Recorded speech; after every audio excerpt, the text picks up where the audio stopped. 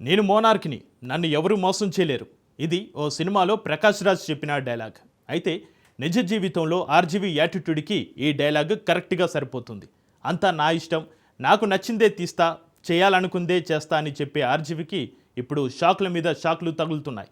ఒక కేసులో విచారణకు వచ్చిన ఆర్జీవికి మరో కేసులో పోలీసులు నోటీసులు ఇస్తున్నారు. వరుసగా దెబ్బ మీద దెబ్బ తగులుతున్న ఆర్జీవి తన జీవితంలో మొదటిసారి పోలీసు విచారణ ఎదుర్కోక తప్పడం లేదు.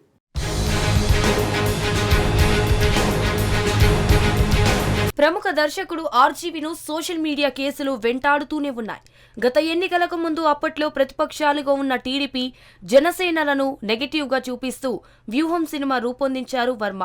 అప్పట్లో ఈ సినిమాపై పెద్ద పొలిటికల్ వార్ జరిగింది. సినిమా విడుదలను నిలిపివేయాలని టీడీపీ నేతలు హైకోర్టుకు కూడా వెళ్లిన పరిస్థితి. ఇక ఈ సినిమా ప్రమోషన్స్ లో భాగంగా అప్పట్లో ఆర్జీవి తన ఎక్స్ అకౌంట్ లో ప్రస్తుత ముఖ్యమంత్రి చంద్రబాబుతో పాటు మంత్రి నారా లోకేష్, డిప్యూటీ సీఎం పవన్ కళ్యాణ్ల మార్ఫింగ్ల ఫోటోలు పోస్టు చేశాడు. అయితే ఆర్జీవి ఇదంతా చేయడానికి ప్రధానంగా 2 కారణాలు ఉన్నట్టు రాజకీయ విశ్లేషకులు భావిస్తున్నారు. ఎవరు అవునన్నా కాదన్నా వర్మ బ్యాక్గ్రౌండ్ లో వైసీపీ నేతలున్నట్లు క్లియర్ గా తెలుస్తోంది. మరోవైపు 2024 ఎన్నికల్లో మరోసారి వైసీపీ విజయం సాధిస్తుందని వర్మ పూర్తిగా నమ్మినట్టు తెలుస్తోంది. ఈ 2 కారణాలే ఆర్జీవితో సినిమాలు తీయించాయని పొలిటికల్ వర్గాల్లో చర్చ జరుగుతోంది. అయితే 2024 ఎన్నికల్లో వర్మ ఊహలను తల్లకిందలు చేస్తూ కూటమి సర్కార్ అధికారంలోకి వచ్చింది. దీంతో గతంలో ఆర్జీవి చేసిన సోషల్ మీడియా పోస్టుల రగడ స్టార్ట్ అయింది. గతేడాది నవంబరులో వర్మ చేసిన పోస్టులపై ప్రకాశం జిల్లా మద్దిపాడు పోలీస్ స్టేషన్లో ఫిర్యాదు అందింది. ఈ ఫిర్యాదు మండల టీడీపీ కార్యదర్శి రామలింగం చేశారు. వర్మ చేసిన పోస్టులతో తన మనోభావాలు దెబ్బతిన్నాయని కంప్లైంట్లో పేర్కొన్నారు. దీంతో ఒంగోలు రూరల్ పోలీసులు 7 సెక్షన్ల కింద వర్మపై కేసు నమోదు చేశారు. మొదటిసారి హైదరాబాద్లోని వర్మ ఇంటికి వెళ్లి పోలీసులు నోటీసులు ఇచ్చారు. అయితే వర్మ మాత్రం విచారణకు డుమ్మా కొట్టారు. దీంతో మరోసారి ఖాకీలు వాట్సాప్ ద్వారా నోటీసులు ఇచ్చారు. ఆయన ఫలితం లేకుండా పోయింది. ఏ క్షణానైనా పోలీసులు అరెస్టు చేస్తారని భావించిన వర్మ హైకోర్టు గడప తొక్కారు. పోలీసులు నమోదు చేసిన కేసును కొట్టివేయాలని క్వాష్ పిటిషన్ వేశారు. అయితే హైకోర్టు ఆ పిటిషన్ను తోసిపుచ్చింది.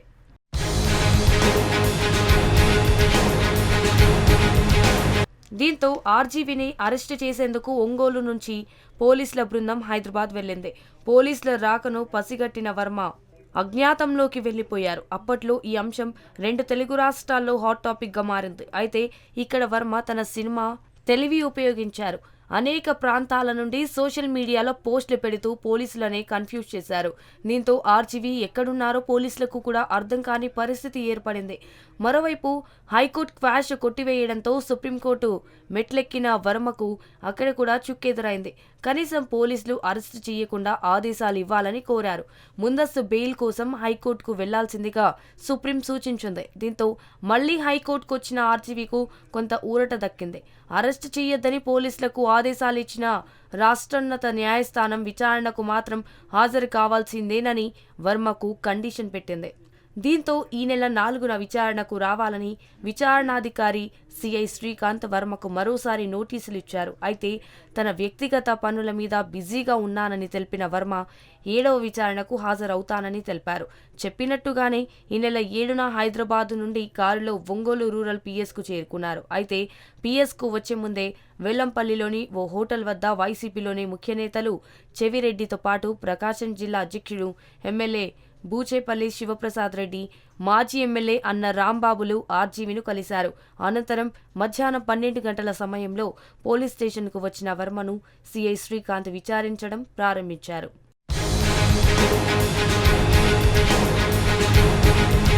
దాదాపు 9 గంటల పాటు విచారణ జరిగింది. ఈ క్రమంలో వర్మపై 60 ప్రశ్నల వరకు పోలీసులు సంధించినట్టు తెలుస్తోంది.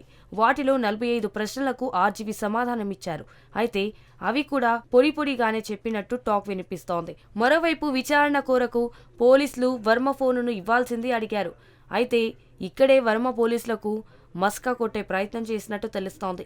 తన ఫోన్ తన మేనల్లుడి దగ్గర ఉందని ఆ కారు తిరిగి హైదరాబాద్ వెళ్లిపోయిందని వర్మ పోలీసులు తెలిపారు. అయితే విచారణాధికారి వర్మ ఫోన్ లొకేషన్ తీసుకునే ప్రయత్నం చేయగా అది వైసీపీ జిల్లా కార్యాలయంలో ఉన్నట్టు చూపించింది.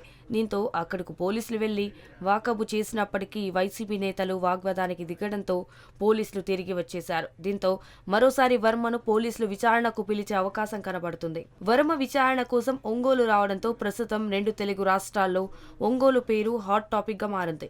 మొదట్లో ఒంగోలు పోలీసులపై ఆర్జీవీ వ్యంగ్యాస్త్రాలు సంధించారు. అసలు తనపై పోలీసులు కేసు ఎలా పెడతారు? ఎప్పుడో ఏడాది కిందట పెట్టిన పోస్టులపై ఇప్పుడు కేసులు ఏంటి? పోస్టు పెట్టిన వ్యక్తి కాకుండా మరో వ్యక్తి మనోభావాలు తినడం ఏంటి? అతని ఫిర్యాదు చేస్తే పోలీసులు కేసు ఎందుకు పెడతారు? ఇలా మాట్లాడిన వర్మ చివరకు విచారణకు రాకుండా ఉండేందుకు చేసిన అన్ని ప్రయత్నాలు విఫలమవ్వడంతో గత్యంతరం లేక విచారణకు హాజరు కావాల్సి వచ్చింది. అయితే విచారణ తర్వాత బయలుదేరి వెళ్లిన వర్మ కొంతసేపటికి తన ఎక్స్ అకౌంట్ లో I love Ongole and I love Ongole police even more 3 cheers అంటూ పోస్టులు పెట్టారు. ఆర్జీవీ చేసిన ఈ పోస్టులపై ప్రస్తుతం ఒంగోలు వ్యాప్తంగా చర్చ జరుగుతోంది. వర్మ పోస్టుల వెనుక మర్మమేంటి అంటూ అందరూ విశ్లేషణలు మొదలు పెట్టారు.